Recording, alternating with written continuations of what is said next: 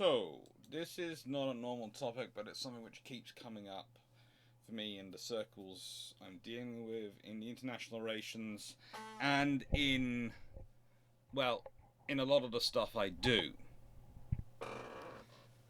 And so I thought I'd address it on the channel. Now, there's this old quote by Thucydides, which is, "The strong will do what they do, and the weak suffer what they must."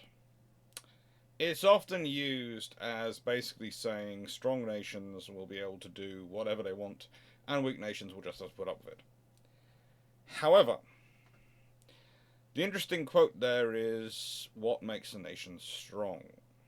You see, a nation can be perceptionally strong. We can go, it's big, it's massive, it's got all these, huge armed forces, all this stuff. But is it really a strong nation?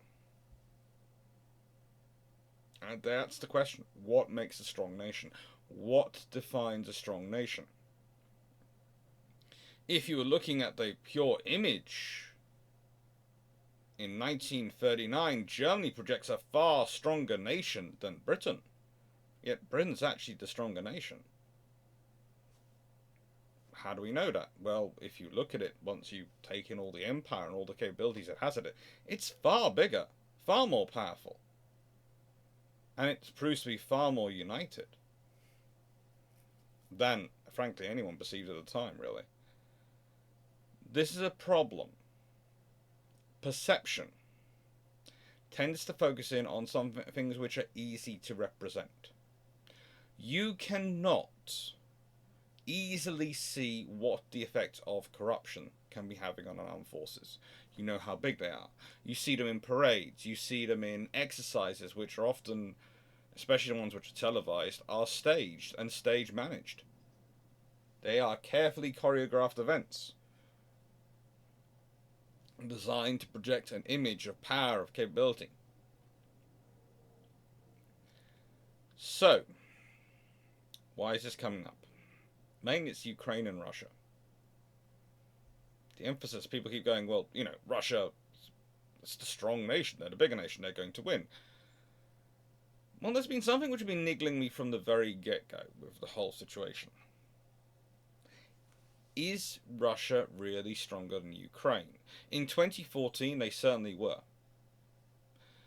But the trouble is, there's something which happens with 8 years of war. A nation either buckles, or it becomes tempered. If you think about it now, the Ukrainian commanders, most of their officers, they're the ones who are either lucky or good, because otherwise they'd be dead.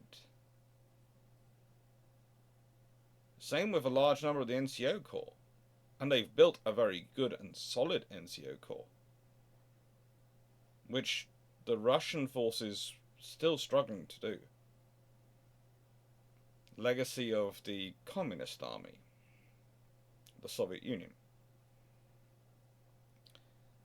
So, what makes a nation strong?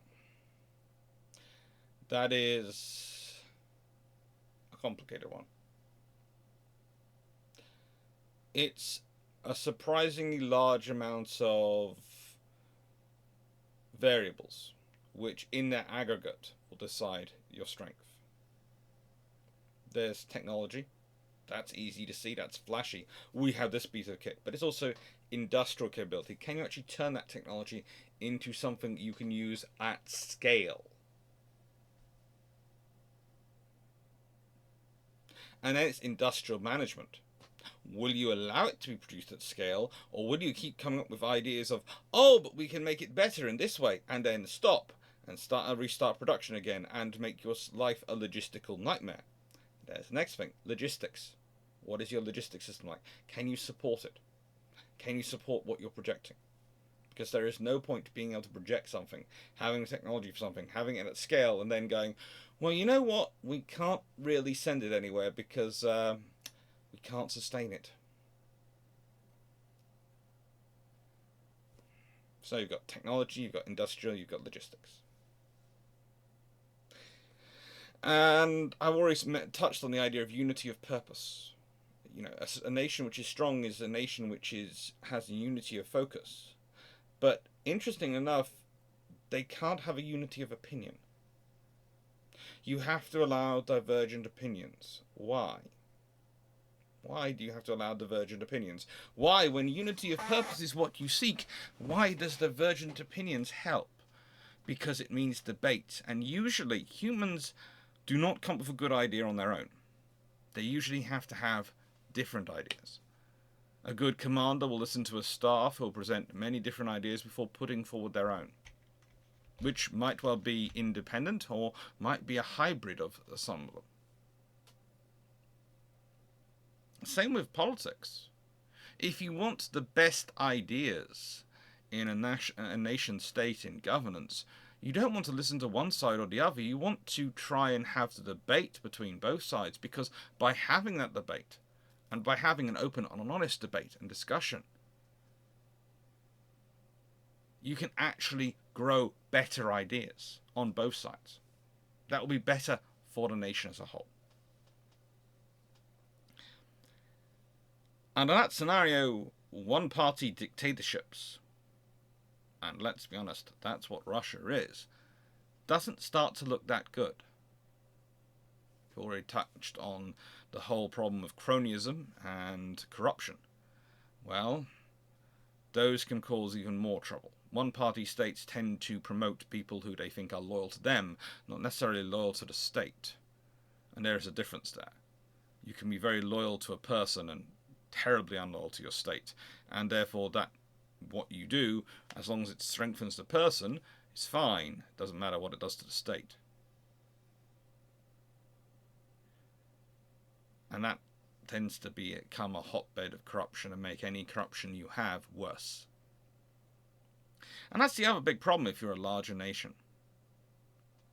If you're a larger nation, if you're geographically expansive and spread over a wide area, controlling that all is a problem, especially if you do it by force, by cronyism. If people are, how do I put this, paid into the system, they tend to fight better and think more for the system. If people are paid despite the system, they tend to not care much about it. So what am I saying?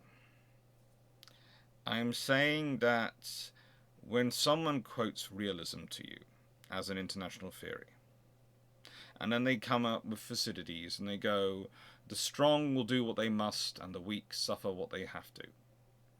Variations of that as they paraphrase the Attic Greek which was originally inscribed in.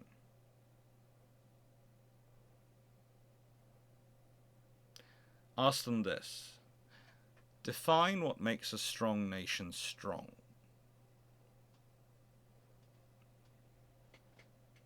Is it a nation which has made friends the world over, or is it a nation which has tried to pursue client relationships the world over?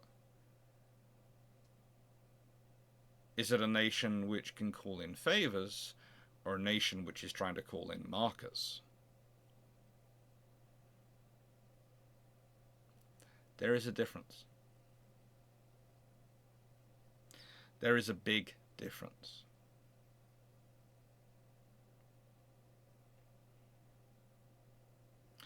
Ultimately, I would say I deal with all this international relations theory often tangentially, because I do a lot of work on naval diplomacy, on how you manage and relationships perception in terms of deterrence and relationship building from a naval perspective. But one of the things which has always proved most interesting to me is one of the factors we universally acknowledge but don't tend to shout out as much, is that the best vessels for presence tend to be the smallest vessels, and being able to maintain a continual presence builds the best relationships. Yet, when you want to deter, the local vessels are usually not as good at deterring major threats, even medium threats, as being able to send in something bigger that you kept at home. Why? Why is this the case?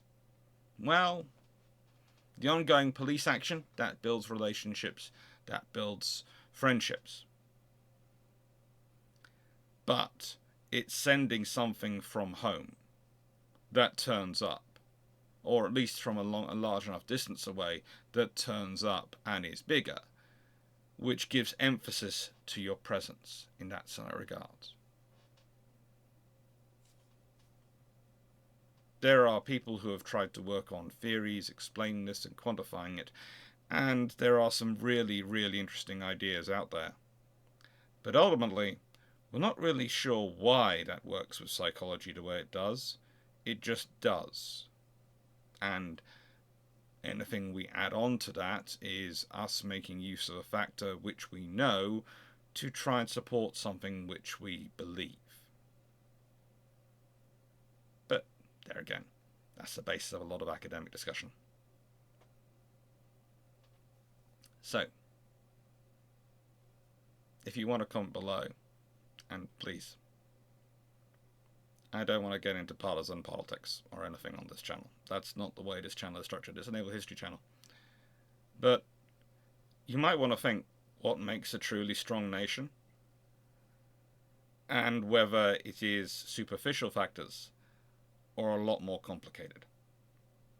I know which side I'm on. Thank you very much for watching. Hope you enjoyed and hope you found this useful.